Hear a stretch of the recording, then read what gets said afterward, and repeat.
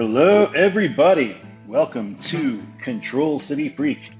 This is the YouTube channel where we talk about interstate highways and what cities they go to according to the road signs. Today, we are going to be talking about East I-20. East I-20, it is our second XO interstate, meaning it ends in a zero. The zero ones are generally the longer ones other than I-30, which is a weird exception. So we're talking about I-20, which goes from West Texas, middle of nowhere, West Texas, to Florence, South Carolina. You see it going along these states here. It is not the southernmost interstate, not by a long shot, but it probably is the most south interstate, if you get what I'm saying. Barren desert plains of West Texas. We see this exit with I-10 out in the middle of nowhere. 10 signed for East San Antonio, 20 signed for Fort Worth and Dallas, which makes sense. Those are giant places. And because Fort Worth comes before Dallas, you have to sign Fort Worth. Otherwise, I'm sure it would just be Dallas here. But I-20 walks that back right away, or rather, the Texas Department of Transportation walks that back right away, as the first mileage sign we get on eastbound I-20 is for Pecos, Odessa, and Abilene, places considerably smaller than the Metroplex, although we do see Abilene is still quite far away at 285. Once we are in Pecos, we get an overhead sign for Odessa, so Odessa seems to be our primary control city now.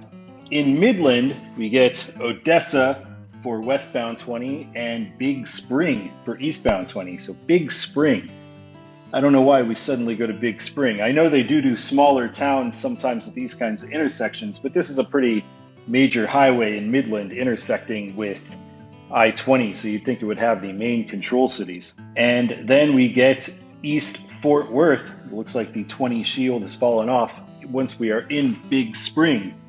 So 20 East Fort Worth, and that's what it will stay for a while. 20 runs into a lot of business loops into the small towns it passes through West Texas. So now we have one for Colorado City in 20 East Fort Worth, and now we have one in Abilene. I don't know why Abilene's not signed, but this is right near Abilene, but 20 East Fort Worth. Once we get into the Metroplex, we have an intersection with I-30, and I-30 cuts off by 20 and goes through downtown Fort Worth and Dallas. Although from this junction, they are telling you it's faster to stay on 20 to get to Dallas. And we also do see Shreveport on there as the longer distance control, since we are already kind of in the Dallas metro area. Here is an intersection with 820. We're still on 20 East Dallas at this point.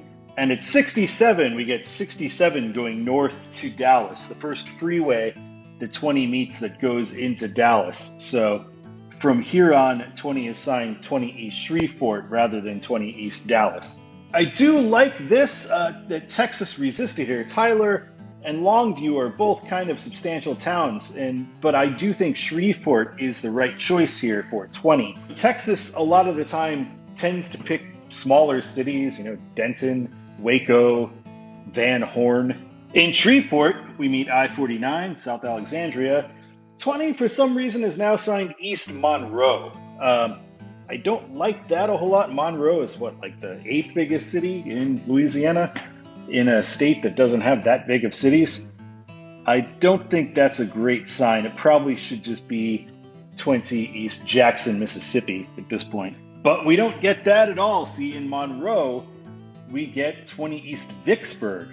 Now, Vicksburg's a famous Civil War battle, and it's also where I-20 crosses the Mississippi River, but that's really the only significance now. It's not a big town at all, maybe 8,000 people. So I think this is a terrible sign. It should absolutely be 20 East Jackson. Here we cross the Vicksburg Bridge over the Mississippi River. I remember this bridge. I crossed this bridge in 1987 when I was on a trip with my parents to New Orleans. I don't know why I remember this bridge specifically when I was young. Here in Vicksburg, we just get a straight up North 61, East 20, a de facto through traffic thing. The largest city in the state and also the state capital is just a little bit down the road. Why not East Jackson at this intersection? We do see if you were taking 61, you would have 20 East Jackson. On 20 itself, they just give you a through traffic, more or less. All right, once we make it into the outskirts of Jackson, 220 gets signed, North Jackson, Yazoo City, and 20 East, Meridian, Hadesburg. Don't know how I feel about that. Not great. When 20 first meets I-55 southbound Macomb, New Orleans, that Macomb absolutely should not be on that sign. We also get another through traffic kind of thing, just north 55, east 20. Probably should say downtown Jackson under that too. We do fortunately get a downtown Jackson next left, as in follow I-55 for downtown Jackson. And here is the split with I-55. 55 north Grenada, Memphis, or Grenada, I don't know. Once again, Grenada absolutely should not be on this sign. I don't even know where that is. And I've driven 55 through Mississippi before. I have no memory of it. It should be Memphis. 20 East, Meridian, Hadesburg, and 20 East will split off for Meridian alone and not Hadesburg. I suppose maybe Meridian is signed because that's where we meet I-59. So 59 South Laurel, New Orleans. Again, Laurel. I've taken 59 that whole way. I don't remember ever being in Laurel. It didn't stand out. It's not really something we should bother putting on a sign. But anyway, now Meridian, Tuscaloosa.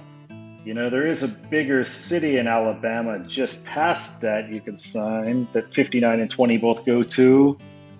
All right. So once we are in Tuscaloosa meeting 395, we do get 20 and 59 Birmingham, which is probably what 20 should have been signed for since Jackson, honestly. I mean, Birmingham is the much bigger city in this region than Meridian or even Tuscaloosa. Although Tuscaloosa, I understand it's got a 3-digit interstate. It's big enough for that.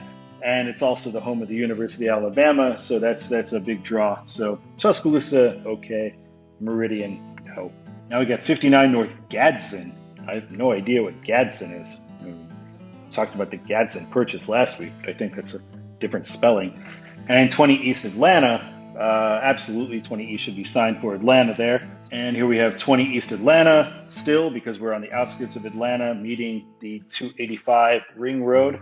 In downtown Atlanta, we get 20 East Augusta, north 7585, south 7585. I do think this is kind of a good mix here. See, because like I said, 20 is kind of the most southern road we have because it goes only through the old Confederacy pretty much, and it's a exo interstate. Well, for the north-souths of the X5 interstates, 85 is probably the southernmost one. It begins in Virginia, so it only goes through states in the south. So it's fitting that 20 and 85, the two southern-ish most interstates, should meet here in Atlanta, the de facto capital of the South. Now, East 20, Columbia from Augusta. Columbia, one of the bigger cities in South Carolina. Also, you meet two other interstates. So yes, Columbia is the right choice. So we see another 20 East Columbia, West, North Augusta, and Augusta. Once we are in Columbia, we get 20 East Florence. That makes sense because it's where 20 meets 95. It's also where it ends. So there's really not anything else you could sign here. And finally, 20 ends at 95. You have a choice of North Fayetteville or South Florence and Savannah because we've not quite reached downtown Florence yet. You would want to get on 95 South for that, or Business 20. Business 20 will go to downtown Florence. 95 will go to Savannah. And we will go on to the next video, which will be westbound 20. We'll be out in a couple of days, I hope. Thank you so much for watching Control City Freak. My name is Todd. Keep on trucking. Please like and subscribe. Thank you.